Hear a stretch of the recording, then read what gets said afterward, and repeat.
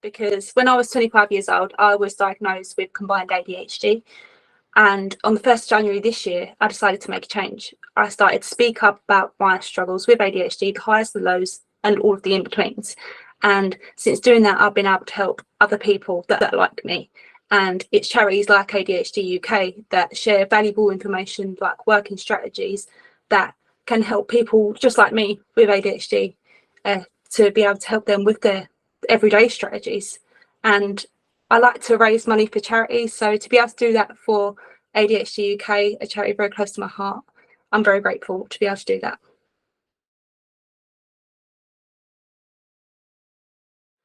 So when I was 25 years old, I was diagnosed with combined ADHD, but before that I had suffered with my mental health. When I was 21 years old, I went to the doctors and I was put forward for a mental health assessment, but it come back inconclusive with a question mark on borderline personality disorder. Now, when I looked up the actual symptoms of borderline personality disorder, it wasn't me. And I didn't really understand what was going on with myself. I didn't understand myself. But as more information about ADHD in women come out over the years, I was then able to go to my doctor, speak with them about ADHD, and be put forward for an assessment. Then when I was put forward for my assessment, it took roughly around, I was quite lucky to be honest with you, it was on the NHS and it took about 6 months. And yeah, then I was diagnosed with combined ADHD, and it did change my life because I was then able to understand why I do things a little bit differently, and it's just flourished from there really.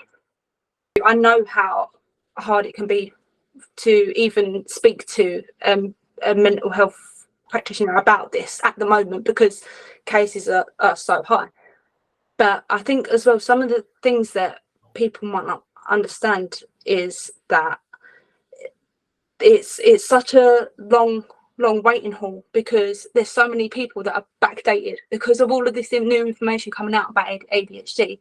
It's so backdated for the NHS because of that. So we need more workers, we need more people in the NHS to be speaking to people about ADHD because it is a real serious thing. And yeah, my employers are actually, I'm very grateful because my employers are fantastic with understanding how my ADHD impacts my everyday life. But that is because as well, I'm very open about my highs and lows and in betweens. So I'm very grateful to be able to share my sort of everyday life highs, lows, in betweens with my employers.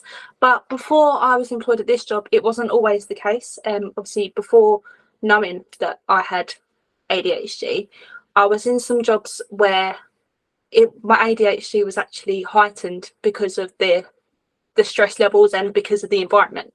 So to other employers, I would like to say, I would think that neurodiversity training should be mandatory, not just if there's neurodiverse people in the team, but in case anyone comes in that is neurodiverse and that maybe is going for an assessment or is trying to figure themselves out.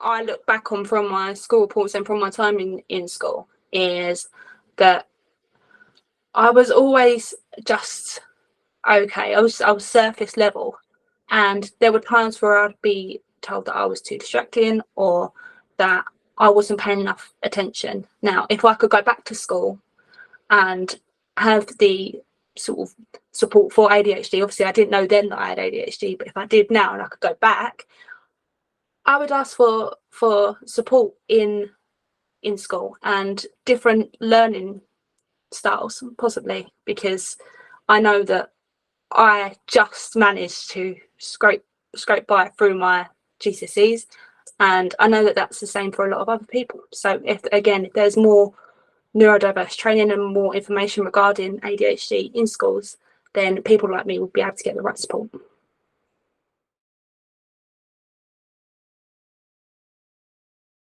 So I was very fortunate to be diagnosed by the NHS for ADHD, combined ADHD.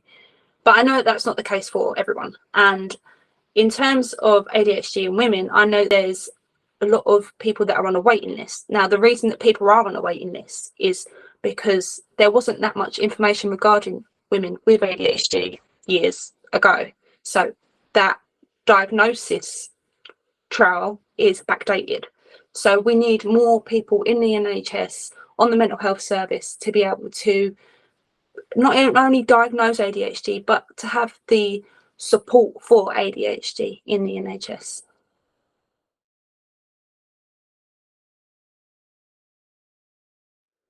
I'd like to tell my friends that if I don't text back in a short time frame, it's not because I'm doing it on purpose. It's not because I don't care. It's because my mind works in a little bit of a different way, and sometimes I can go on my own little, adventures, and I'm not always completely present. So I'd like to tell my friends just to have a little bit. I know a lot of them do already. They're great. I've got great friends, but to have a little bit more understanding in that way.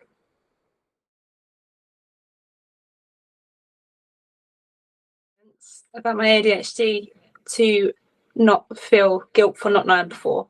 So I was diagnosed with ADHD at 25 years old, and my parents have a little bit of guilt of not knowing sooner, I believe, but I just want them to know to not, because how are they supposed to know when there wasn't that much information regarding women with ADHD back then? It's not. Don't feel guilty for it.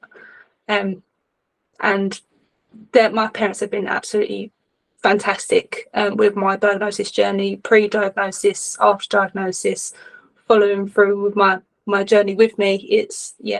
I'm very, very grateful.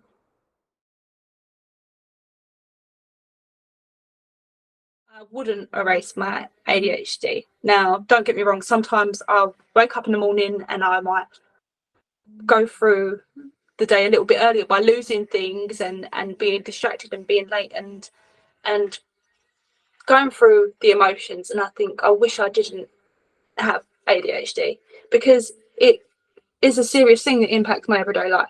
However, it is a part of me. So if I had a magic wand, no, I wouldn't remove it, because I am who I am.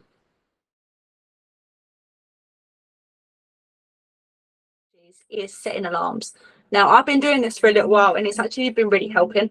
If I've got tasks that I know I need to complete on that day, the night before, when it's on my mind, I will set the alarms the next day for what I need to do. So, for example, it could just be writing something down. For example, I'll do an alarm at 10 a.m. the next day to do that, and then it'd go off a couple minutes before, and I say, right, okay, I've got to do that now. And I actually do that. I feel like sometimes I can get whisked away with to-do lists because I have so many, and then I feel like nothing gets done. But in this way, I am able to complete my tasks and feel good about myself.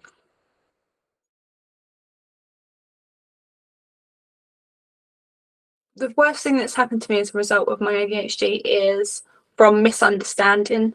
I've been through many friendships and relationships within my life of people not necessarily understanding who I am. But now I feel like at this time in my life, I've got the right people around me who do understand.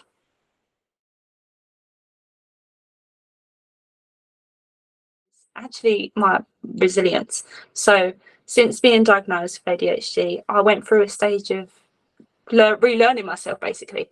And on the 1st January this year, I decided to speak out about this. And the best part about my ADHD and my experiences is being able to help other people who are in a similar situation find themselves and find their voice.